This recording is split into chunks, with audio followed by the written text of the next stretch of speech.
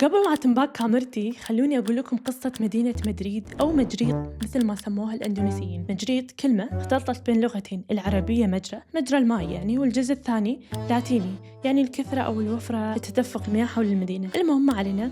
مدينة عسكرية على حدود الأندلس، ولد فيها عالم اسمه أبو القاسم مسلمة المجريطي. ما اشتهر بالسيف، اشتهر بالأسترلاب. في زمن كانت فيه المدن تحارب كان هو يحسب حركة النجوم. مجريطي اشتغل على تطوير استخدام الأسترلاب، أداة تخليك تعرف الوقت تجاه القبلة، مواقع نجوم بدقة ما كانت معروفة من قبل. هذه الأداة ما كانت أداة علم بس، كانت أداة قوة، تساعد في الملاحة، تساعد في السفر والحرب، كلها تعتمد عليه. يعني من مدينة حدودية اسمها مجريط طلع علم وصل لأور وغير فهمهم للسماء. ما عليكم من الفوتج اللي قاعد يصوره، بس قاعد أتخيل المكان نفسه أيام الأندلس شلون ولدت علماء نفس أبو القاسم. مجريط ما كانت مدينة فقط للحراسة، بل أنجبت عقل علم الناس شلون يشوفون النجوم.